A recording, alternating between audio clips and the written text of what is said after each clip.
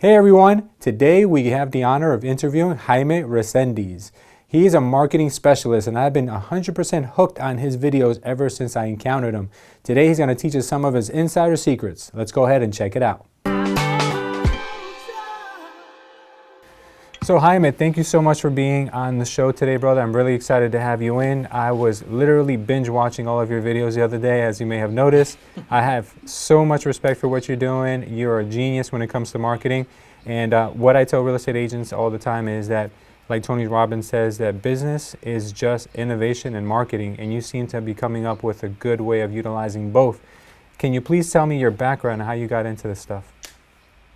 Well, first, thank you so much for the invite. I appreciate it. And the genius label, I'm going to go ahead and throw that back. I'm not quite there yet, but I do appreciate the compliment. As far as my background, I was born in Mexico. And at the age of 5, my family moved up to Texas. So West Texas, right around the Lubbock, for people that know Texas, right around the Lubbock area. And I was there for, elementary, junior high, high school, into college, went to Texas Tech. Then after graduating from college, I came to the DFW area, so the Dallas-Fort Worth area, and I started in healthcare. Okay. I did healthcare for about 4.5 years there. I was a COO of a network of compounding pharmacies until I exited in late 2016. And then I started just my own thing. I started a business brokerage immediately after I left the healthcare space. And I did that for about a year, closed that down, purchased a property management company. And then I found out that property management is hell on earth. Oh, yeah. So I sold that company and got into the boba tea business. Are you familiar with boba tea? No, I don't. What is that? So boba tea is it's those teas that have tapioca balls at the bottom. It's an Asian drink that I just got hooked on. I got hooked on, and it became more viable for me to be a business owner than to be a customer. Okay. So I ended up partnering with a boba tea shop here locally, and then we opened another location, purchased some food trucks, and grew it rather quickly. Then I ended up getting out of that business again, basically in a year. But throughout this entire time, I've been in the real estate space, in the marketing more specifically. Yes, I did carry listings. Yes, I did help buyers in the residential and commercial side, but mostly was in the marketing space. So what you're referencing with the channel has been mostly about business development, marketing, growing, automations, and really working on that side of the business from a self-promotion, building brand, and growing. Yeah. When did you first get introduced to online marketing? Online marketing, I did that an element. I didn't know it was called online marketing. I did an element of that in healthcare. So we grew that company rather quickly, and a lot of it had to do with the online marketing strategies. In that space, it was more LinkedIn connections, as we were needing to partner with either sales reps or needing to partner with doctors so they could actually prescribe the medication that was compounded. So most of it was done through LinkedIn. I didn't necessarily know it was online marketing at that time, but it started back then. So we're talking about 2012. Okay. And you've seen a lot of changes since then. Before, it used to be very simple, I'm sure, when it came to marketing with keywords, with Facebook having almost zero regulation. What has changed since you first got started in that space? A lot. Yeah. A lot. So more specifically, let's look at Facebook. At Facebook, there was the easy buttons, and specifically for real estate, zeroing in on that. The easy buttons, what I used to call, let me back up. The easy buttons were likely to move. You were able to identify people that had characteristics that Facebook had identified of people that were likely to move. Another easy button was you could target homeowners, you could target renters, you could target them based off of their profiles. And then in 2017, I want to say early 2017, or it could have been 2018, right around the January mark is where a lot of the changes tend to happen towards the end of the year and the beginning of the next. Those buttons went away. And the most recent ones on Facebook for real estate happened the summer of 2019. So this year, where the targeting features as demographics, the lookalike audiences as we know them, the targeting based off of male or female or ages, all of that went away. If you're marketing in the housing space, if you're marketing in the employment space and credit space. So you're seeing a lot more privacy concerns or a lot more privacy restrictions in that regard that advertisers used to really just fall over themselves for. They were so valuable. It saved a lot of money and a lot of split testing. Absolutely. But from what I understand, Facebook caught a lot of heat. They got fined and they had to go to court. And that's when things started to get really, really tight. Is that correct? Yes.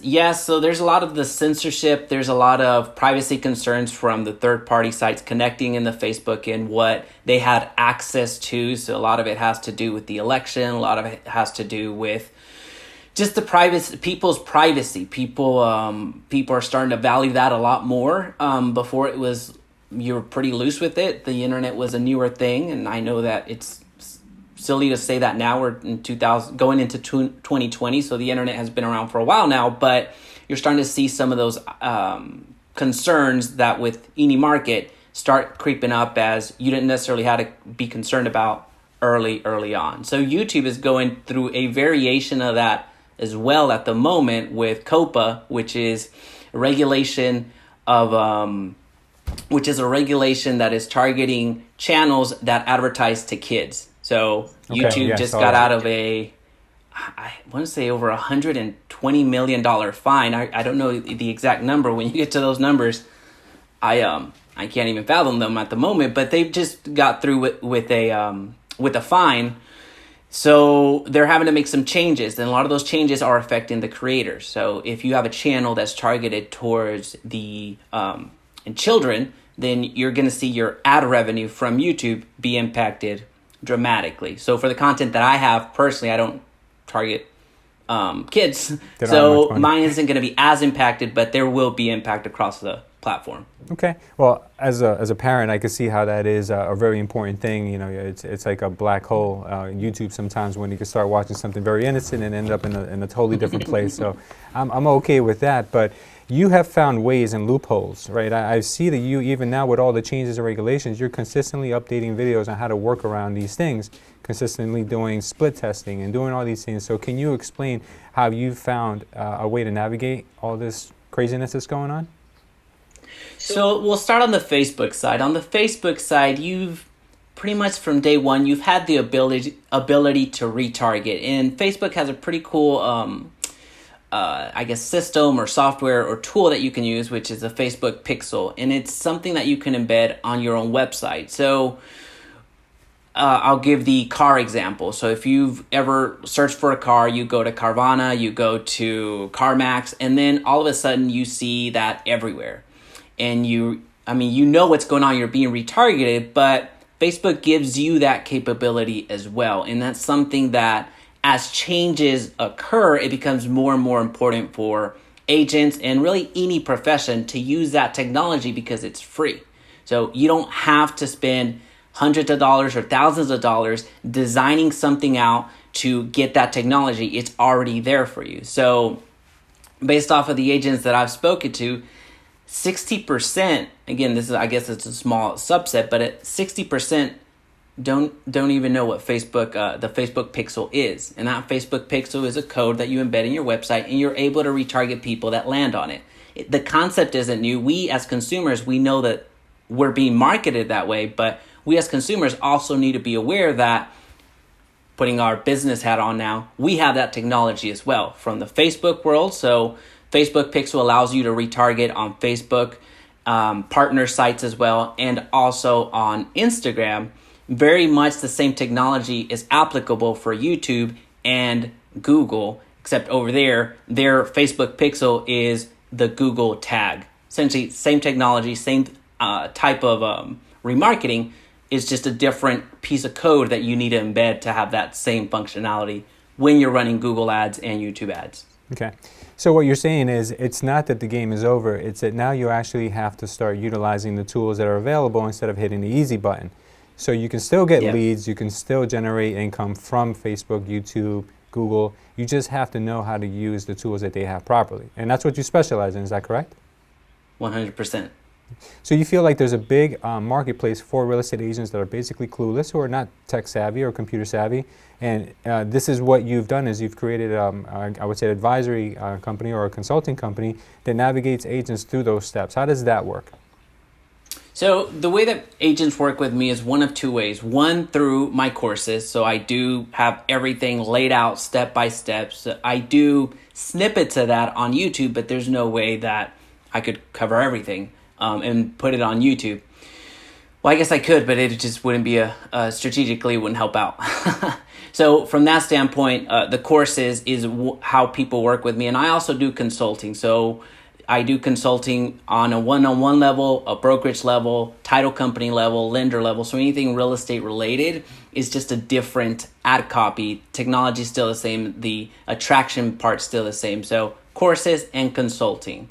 Now, where I shoot myself in the foot is not being, having the do it yourself, do it for you, option where I actually do that for agents. This is not a business that I've wanted to be in, but that's something I'm looking at for 2020 a little bit more closely because the easy button mentality hasn't gone away. It's just there's a large subset of my audience that could benefit from that wants that ask for that, but that's something that I haven't wanted to deliver on. But it's something I have to look at 2020 now because 90% of my audience could benefit from that, and 80% of that audience wants that. Yeah, because a lot of agents have zero interest in learning anything new than what they know already. So if they could just 100%. if they could just hire me to hit the easy button for them, that's really all they'd be looking for. Right? So I also want to ask you this. You've been in real estate this whole time while you've been doing these other careers. Do you still find time to do real estate now actively? Buy, sell, invest? Do you do any of that? Not as much anymore. I am still in the investment world, so I would do that more heavily than anything else. As far as carrying listings now, helping buyers, getting into a car and showing, I do that very limited in a limited scope. I'll refer those out as opposed to actually going and doing it. So the passion and the niche that I've really identified has been in this online space for real estate. Yeah, so what I liked about you is the fact that you are on the ground floor. You know what real estate agents need. You're one yourself, and then you're able to show them how easy it could be done as long as you just slow down and you try to figure out the new algorithms and you figure out what can I use that's still available and how much is my cost per lead.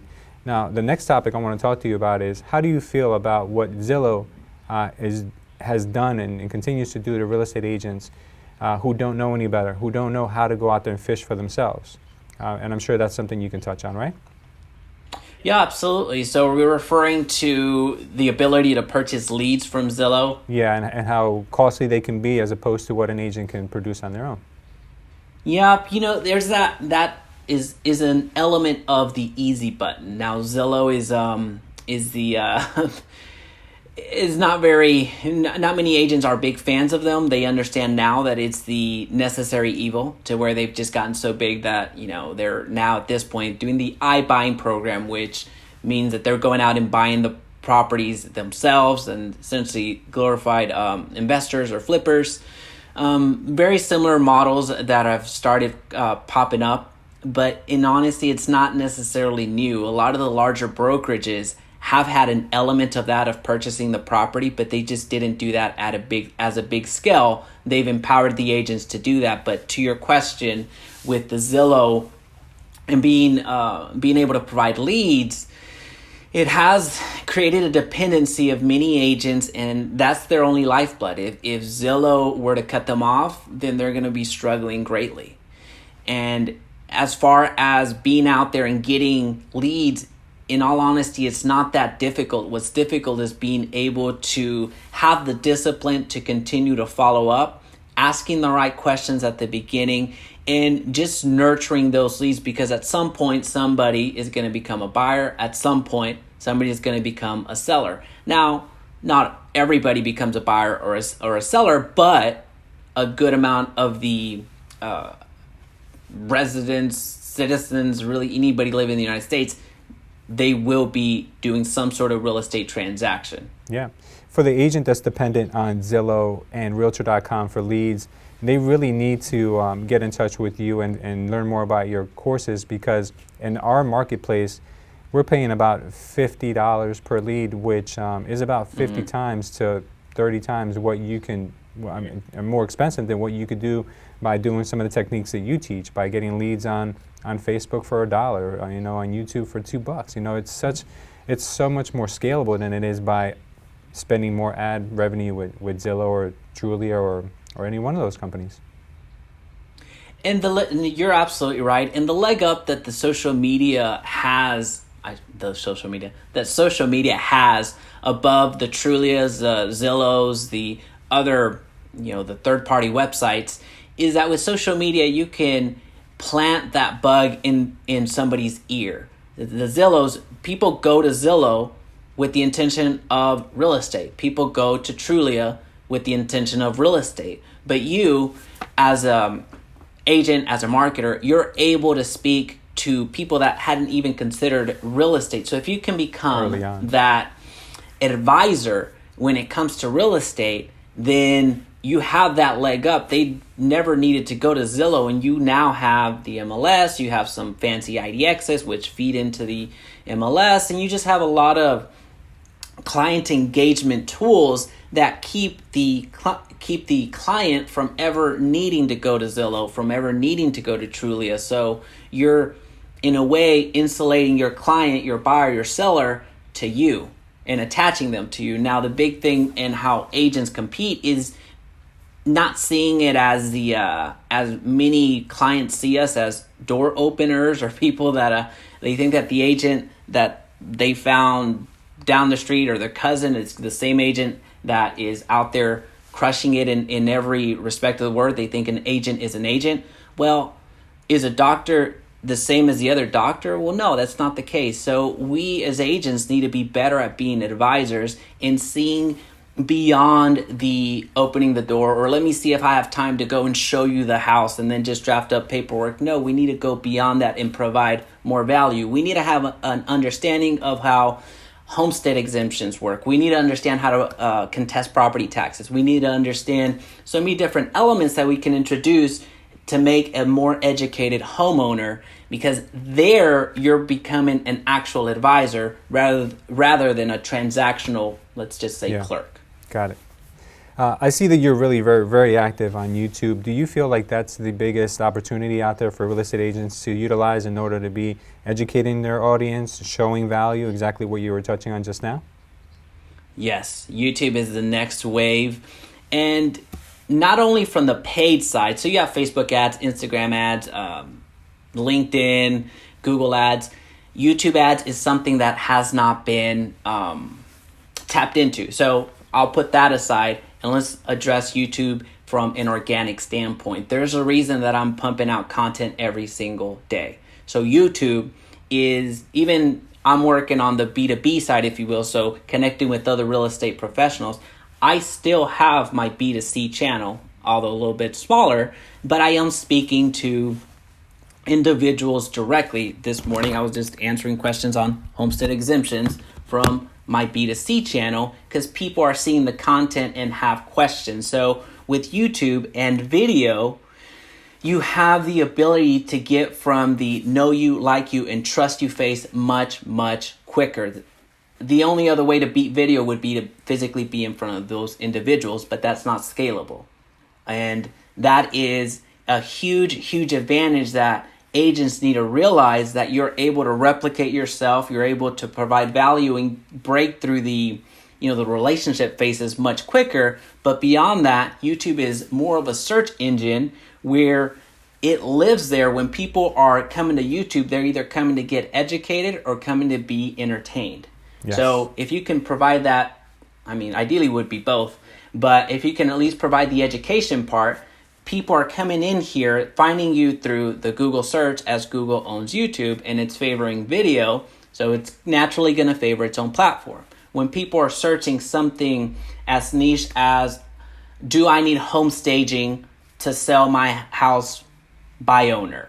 something silly like that. Maybe I should have come up with a better example. But people that are looking at your videos, you may have 10, you may have 100 views. You may have a breakout that gets 5,000, 10,000, 100,000 views, but those are people that have self-identified as leads.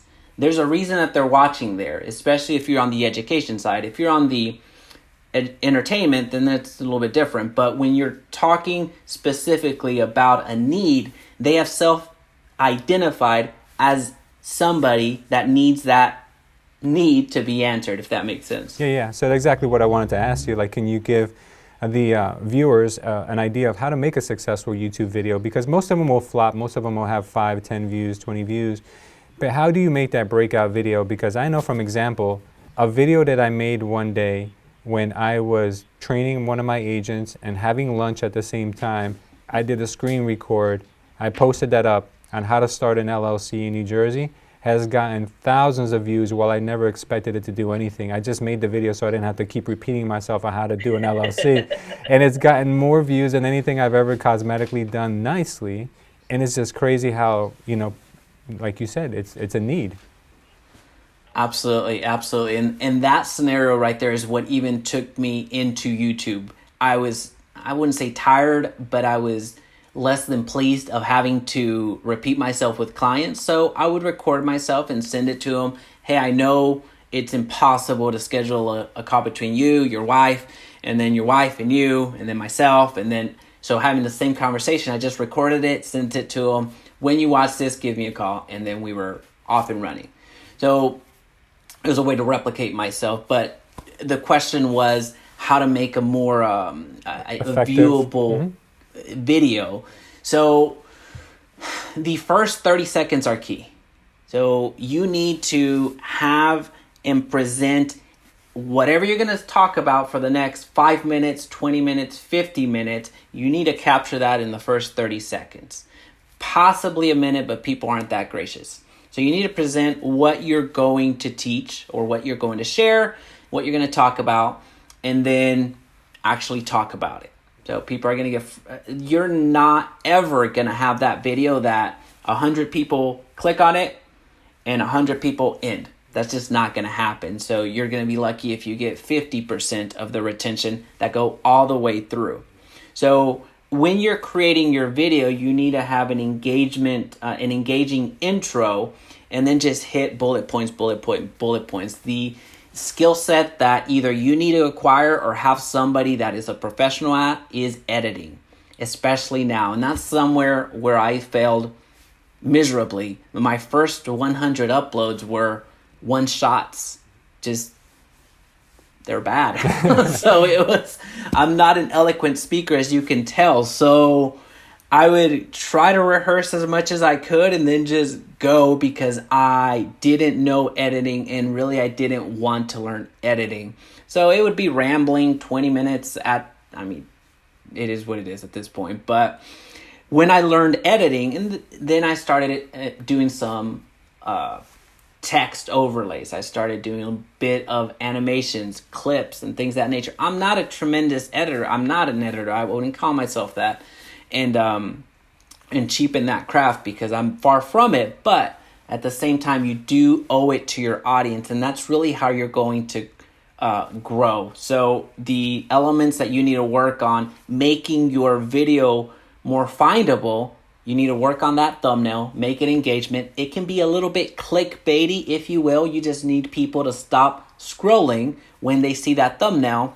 They're going to go over to the title. So you need to have in the title what you're going to cover. And then with the tags, it's not going to make sense unless you've already uploaded a video. But the tags are additional keywords that you can embed in your video telling YouTube, hey, this is what it's about. And then you need to have a strong description that is viewable to the public. So having those 4 elements are going to take you 90% of the way there when it comes to searchability. But the 100% of the success is going to be attributed to content.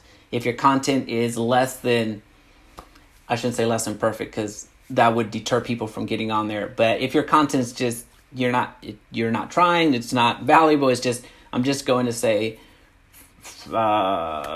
how to buy a house, how to buy a house, how to buy a house. Well, you didn't provide value, so you're not going to have that success that YouTube can bring you.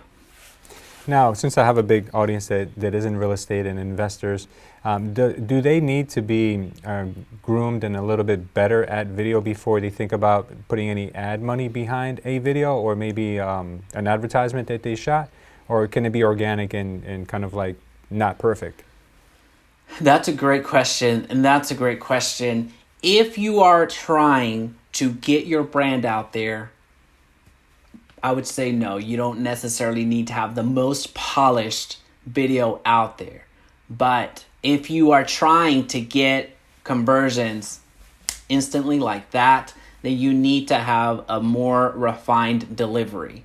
It need to be succinct, because we see those ads. There's different types of ads. There's the search ads where you type in YouTube, how to buy a house. There's going to be 2 ads at the top. So those are search ads. And then you have those in-stream ads, which are the ones that many people find annoying, where you have to wait 5 seconds before you skip. That's one form of an in-stream. You have the 6-second bumper ads, which they have to stay and watch those 6 seconds. You have the longer form. Anyway, there's various types of in-stream. For your in-stream, you have 5 seconds. Call out your audience. Hey, would you like to learn how to buy a house? That sounds like you? You're going to want to watch the rest of this video, because I'm going to teach you the 3 steps, and that will keep you from getting ripped off. That's a form of keeping people engaged. But what you're doing by calling out your audience is, hey, are you looking to buy a house? If not, skip this ad. I don't want you. And the reason I don't want you is, well, I'm not going to tell that, but the reason that you don't want them is because with YouTube, if they go beyond and actually watch the video, then you get charged. And I believe it's 30 seconds. It could be 15.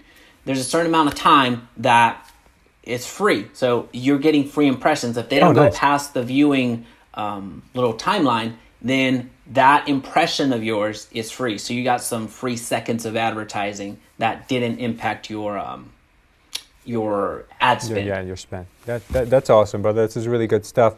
One of the things that I always tell people is that when it comes to marketing, especially like Facebook and AdWords and those things, it's almost like it should almost be a college course, because it's so involved. It has many moving parts, and people think it's easy. You can just hit the boost button on your Facebook ad, and then you're good to go. But it's not that simple. There are ways that are going to generate you better results and better things, and this is not taught to us in real estate school. It's not taught to us in high school. In most colleges, when you do advertising, if you go to, I'm not sure how it is nowadays, but if you go as your major in marketing, I don't know if they have a Facebook class. I'm sure they talk about how important social media is, but it really takes individuals such as yourself that specializes in these things to really teach a broader audience how to do these things. So how can someone get involved with you and your organization to actually learn these skills? The best way would be just to go to my YouTube channel. And it's youtube.com/Jaime, Jaime. Then Resendez, Resendiz. That's my top of funnel, if you will. That's where everything begins. That's where you'll get more of a sense of where I'm focusing on. And then you're going to have my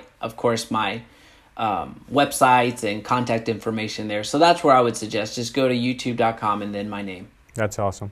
So thank you so much, Jaime, for being with us today. We learned a lot. I know I took away a lot from not only today's interview, but from all the videos I binge watched all the time. You're always popping out new stuff, which I truly am in admiration of, because you are consistently doing something that's difficult for most people. I know the first time I recorded my first video, I was completely terrified. Like you said, the first video you do compared to the video you do 3 years later is going to be completely night and day. I shot my first video with a cell phone and some cheap lights I bought from Amazon and no audio whatsoever. And now we have a studio and we have so many different things, but you got to start with something. And that's the lesson I try to teach a lot of people, and just keep going, because you will perfect your craft, but it's not going to happen quickly. Done is better than perfect. Exactly. Done is better than perfect. I love it. Thank you, Lewis. I really appreciate you inviting me on, and it's been a fun conversation. Thanks so much. And guys, don't forget, check out Jaime, and thank you for watching. See you next time.